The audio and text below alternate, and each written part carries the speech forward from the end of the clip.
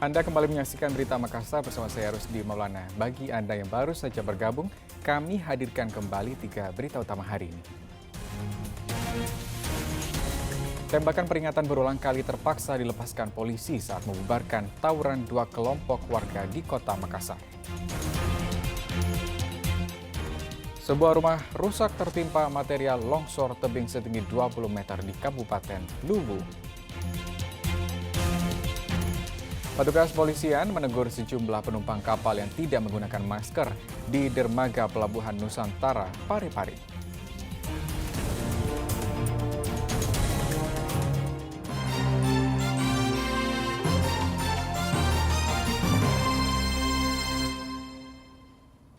Polisi menegur sejumlah penumpang kapal yang tidak menggunakan masker di dermaga Pelabuhan Nusantara, Parepare. Mereka seolah terkesan mengabaikan penggunaan masker di tengah kepadatan penumpang arus balik.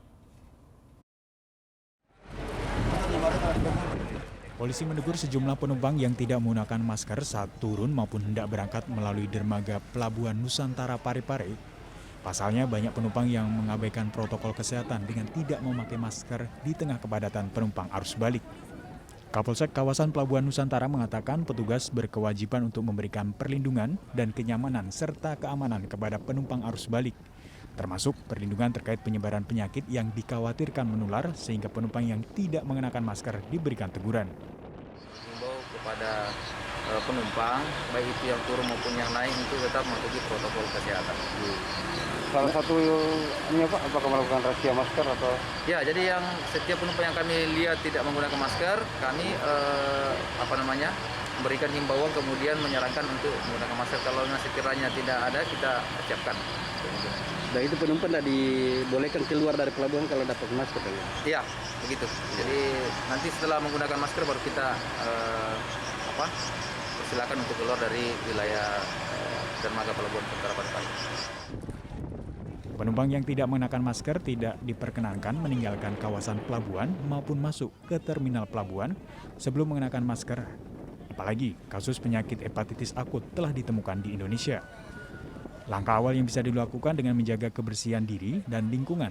Selain itu, untuk mencegah penularan penyakit hepatitis akut melalui saluran pernafasan dengan menerapkan protokol kesehatan COVID-19 seperti memakai masker, menjaga jarak, dan mengurangi mobilitas. Suwardi Gatang melaporkan dari Kota Parepare. Kita simak informasi lain. Merebaknya virus hepatitis di Indonesia membuat Dinas Kesehatan di sejumlah provinsi terus meningkatkan kewaspadaan. Dinas Kesehatan Kabupaten Pangkep pun telah menyebarkan surat edaran kewaspadaan dan edukasi ke seluruh tenaga medis.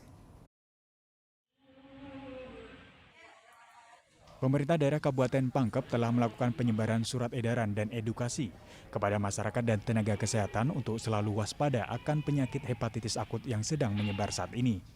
Dinas Kesehatan Kabupaten Pangkep menyebut bahwa pasien terkonfirmasi hepatitis akut di Sulawesi Selatan, khususnya Kabupaten Pangkep, masih nihil.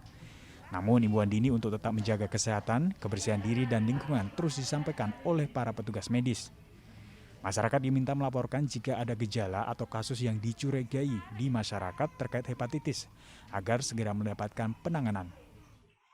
Antisipasi dari awal kan kita sudah sampaikan kepada seluruh tenaga kesehatan untuk memberikan informasi, edukasi, dan komunikasi kepada masyarakat untuk selalu hidup bersih dan sehat dan melaporkan bila ada hal-hal yang menyangkut dengan penyakit pada anak tersebut. Yang kedua, dengan adanya kita laksanakan sistem kewaspadaan dini dan respon untuk petugas-petugas kesehatan agar segera melapor bila ada kasus-kasus yang dicurigai atau memungkinkan untuk terjadi penyakit tersebut.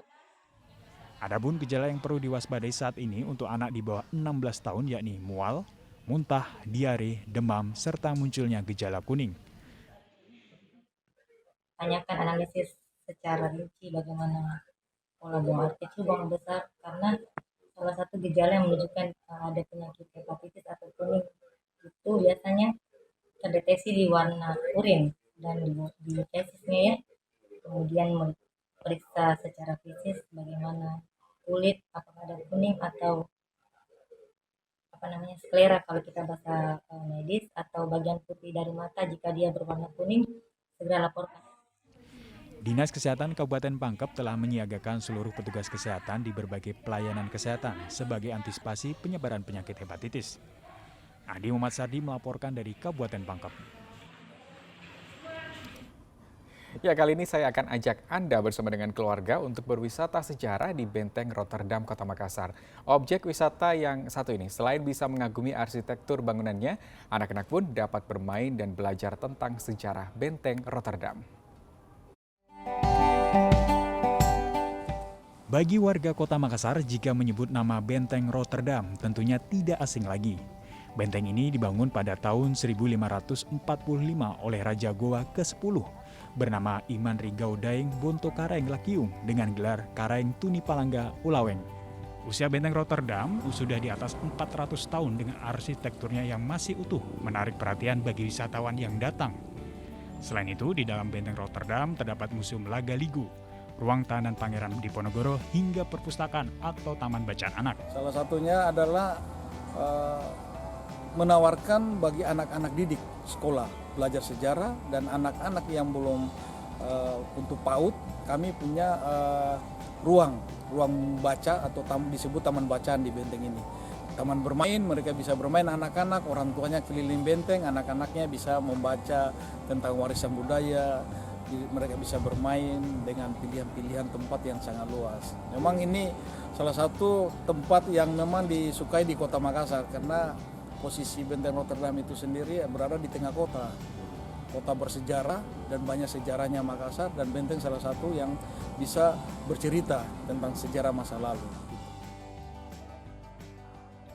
Benteng Rotterdam sangat cocok dikunjungi bagi wisatawan berkeluarga sebagai sarana berwisata sambil belajar mengenai sejarah Benteng Rotterdam. Sudah sering, tapi karena ada COVID-19 kegiatan terhenti, dan mudah-mudahan COVID-19 cepat berlalu dan supaya kita bisa belajar